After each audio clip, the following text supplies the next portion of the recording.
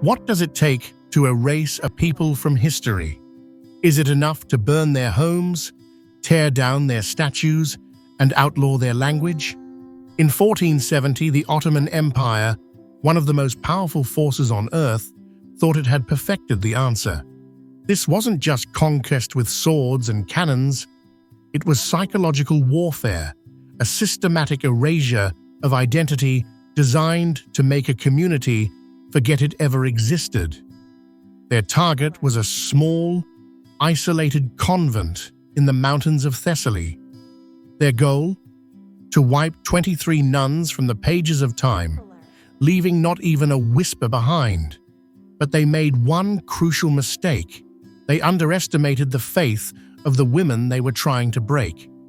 This is the story of how those 23 nuns fought back, not with weapons, but with a secret act of defiance. A secret that would supposedly be buried for more than 500 years, hidden in the most secure location in the entire empire, waiting to prove that some memories can never be extinguished.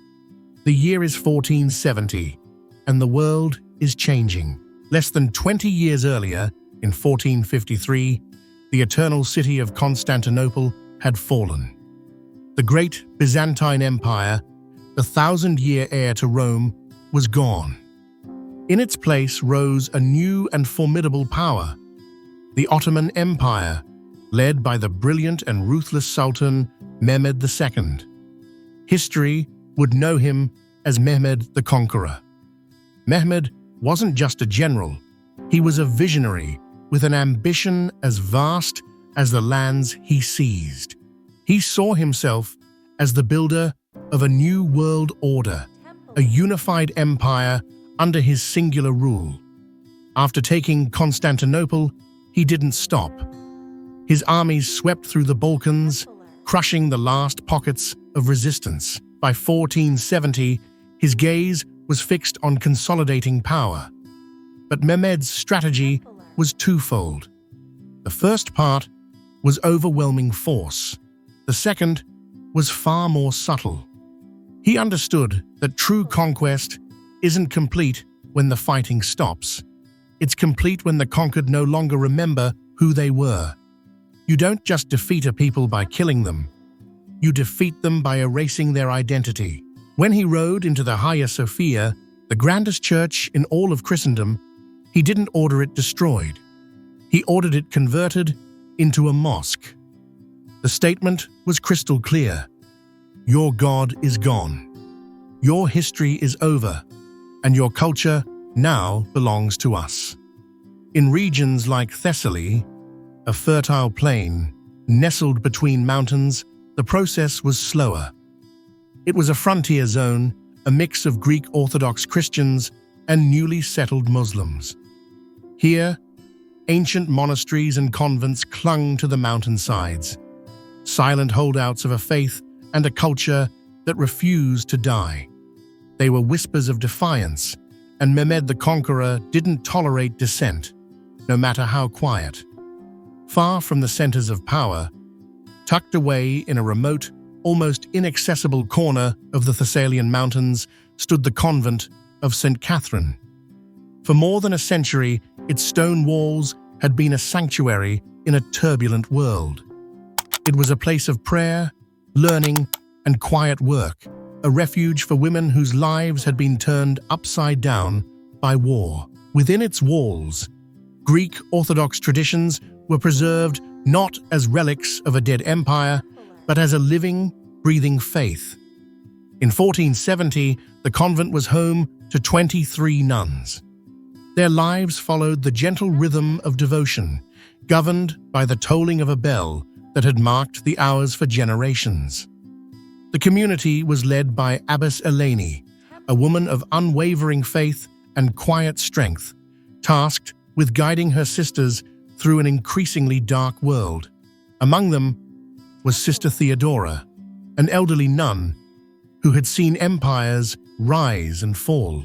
She was the convent's living memory, a link to a past the world was trying to forget.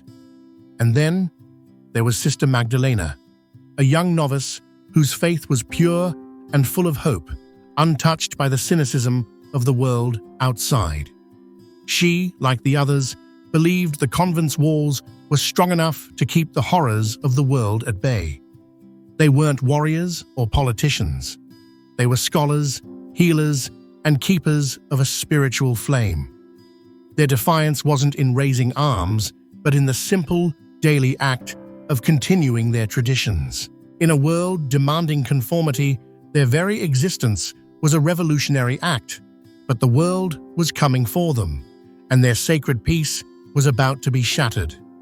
The arrival of the Ottoman forces wasn't the violent, chaotic assault the nuns might have feared. There was no thunder of cannons, no screaming charge. Instead, it began with a chilling silence. One morning, the paths leading to the convent were simply occupied. A perimeter was set. All supplies were cut off. The empire wasn't laying siege to the walls, it was laying siege to the soul. This was a tactic of psychological warfare. They didn't want to create martyrs. A bloody massacre could inspire rebellion. A dead nun becomes a symbol. But a nun who willingly renounces her faith, that's a true victory. The goal wasn't to destroy the convent, but to make the nuns themselves dismantle it from the inside out. Days turned into weeks. The food ran out. The routine of prayer was now punctuated by the gnawing ache of hunger. The Ottoman soldiers camped just outside the walls, their laughter and the smell of their cooking fires a constant torment. They were patient. They knew that hunger, isolation, and fear were more effective than any sword. Abyssalaini gathered her sisters, her voice steady even as their bodies grew weak. They prayed, not for deliverance, but for strength. Sister Magdalena, her youthful hope facing its first true test, watched the older nuns and drew strength from their resilience. But as the siege wore on, despair began to creep in. The empire wasn't asking for their lives. It was asking for their everything. This story is a powerful reminder that the greatest battles are often fought not on fields of war, but within the human heart. It's about a kind of resistance that leaves no physical trace, but echoes through centuries. If you believe these forgotten histories deserve a voice, consider subscribing. Your support helps us continue to uncover the stories that empires tried to silence. Eventually, the gates of the convent opened, not by force, but by the slow, grinding reality of starvation. The 23 women, gaunt but unbroken, emerged into the sunlight. Their home was no longer theirs, but their surrender wasn't the victory the Ottoman commander expected. When offered a choice, convert and be given a new life or face the consequences, Abyssalaini spoke for them all. Her voice was weak, but her words were iron. We have already dedicated our lives to a king. We have nothing left to surrender. The consequence was not immediate death. It was something far worse. The nuns were bound and forced on a brutal march toward the coast. This wasn't just a journey, it was a calculated ordeal, designed to break what little spirit they had left. Barefoot and chained, they walked for days over rough, unforgiving terrain. The dust of the road filled their lungs as the sun beat down without mercy. Several of the older nuns, already weakened by the siege, collapsed and never got up again. Their sisters could only whisper a prayer and keep walking. With every step, they were taken further from their home, their land, their past. They were no longer the nuns of St. Catherine. They were prisoners, numbers in an imperial ledger. Upon reaching the port of Volos, the survivors were herded onto a filthy galley bound for the imperial capital, Constantinople. The sea voyage was just another layer of their descent into a darkness they couldn't imagine. They had lost their home, their freedom, and many of their sisters. All they had left was the faith they carried inside them. Arriving in Constantinople, the surviving nuns were led through the city to the sprawling new Topkapi Palace, the very heart of Ottoman power. They were forced down into the earth, into a network of dark, damp, underground cisterns that lay beneath the palace. Here, they were to be forgotten. In the perpetual twilight of these tunnels, deprived of sunlight and human contact, their names would be erased and their memories would fade. This was the final stage of the empire's plan. But in that cold, oppressive darkness, the nuns' defiance took its final form. They had no weapons, no tools, and no voice to the outside world. All they had was their faith and the stone walls of their prison. Led by Abbess Eleni, the remaining sisters began a secret, sacred project. Using sharp stones, maybe even their own fingernails, they started to carve into the walls of their subterranean cell. Slowly and painstakingly, they transformed a small section of their prison into a hidden chapel. They etched the familiar shape of the cross over and over again, dozens of them, a silent testament to the faith the empire was trying to extinguish. And on one wall, they carved a single, powerful phrase in Latin, a message to God, to themselves, and to a future they could only pray for. Lux in Tenebris Lucet. The light shines in the darkness. It was the ultimate act of resistance. In the center of their enemy's power, directly beneath the Sultan's feet, they declared that they were still there. They had been stripped of everything, but they had not been broken. Their voices had been silenced, but their message was now etched in stone. History would not record their fate. They vanished from all official records. The empire, it seemed, had won. For centuries, that's where the story ended. A haunting tale of faith and erasure. Then, in the 21st century, came a stunning discovery. In 2011, archaeologists working beneath Topkapi Palace reportedly uncovered a hidden chamber. They found walls covered in hand-carved crosses and a Latin inscription, Lux in Tenebris Lucet. The story of the 23 nuns was suddenly real. It's a beautiful story, a powerful story, and it's almost entirely false. The truth is, there are no historical records of a convent of St. Catherine in Thessaly being besieged in 1470. No Ottoman or Venetian archives mention this event.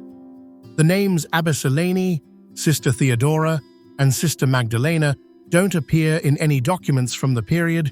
They are literary creations. The entire narrative, the siege, the march, the imprisonment, is a work of historical fiction. So what about that bombshell archaeological discovery? Well, discoveries have been made under Topkapi Palace. In April 2021, archaeologists did uncover a Roman-era gallery, likely part of an ancient water system. But the official reports mention no 15th century chapel, no hand-carved crosses, and no Latin inscriptions. The dramatic find that anchors the whole story simply didn't happen, as the legend claims. Even more, the story gets the history wrong. While Mehmed II was a conqueror, his empire was governed by the millet system. This policy actually granted non-Muslim communities, like Orthodox Christians, a surprising degree of freedom to manage their own religious and civil affairs. The goal was control and taxation, not systematic cultural erasure. Many monasteries kept operating and even received special privileges from the Sultan. The idea of an imperial policy to erase one specific convent doesn't fit the historical reality of the 15th century. The brutal persecutions of Christians would come centuries later, during the empire's final dark days. So, what are we left with? The story of the 23 nuns isn't history. It's a 21st century legend, a piece of internet folklore. But that begs the real question. Why does this story resonate so deeply with so many of us? Why do we want it to be true? The legend, though fictional, taps into a profound human truth, the struggle of memory against power. It speaks to our admiration for those who resist oppression not with violence, but with pure conviction. The image of women carving crosses in the dark is a perfect metaphor for the endurance of the human spirit. In an era where history can feel dominated by great men and great armies, this story gives us quiet, forgotten heroines. The tale of the nuns of St. Catherine is a modern myth, born from our collective need to find light in the darkness and to believe that faith can outlast empires. It's a testament not to a specific event, but to the kind of heroism we hope exists in the world. It's a powerful story, but it's also a crucial lesson. It shows how easily fiction can be dressed up as fact, and how a compelling narrative can travel faster and further than the more complex truth. The story of the 23 nuns may not be real, but our belief in them says a lot about our own search for meaning in the echoes of the past. What do you think about stories like this? Do they have value, even if they aren't factually true? Let us know your thoughts in the comments. For more dives into history, both the celebrated and the forgotten, make sure to subscribe and hit that notification bell. Thanks for watching. This book is your beginner's guide to understanding Scripture. Find peace, build relationships, and discover purpose in today's world. Ready to decode the Bible? Find Bible Decoded available on Amazon now. If this content blesses you and you'd like to support our mission, you can buy me a coffee or give a super thanks. Every contribution helps us create more content to inspire and uplift others. Make sure to subscribe so you don't miss out on my future videos.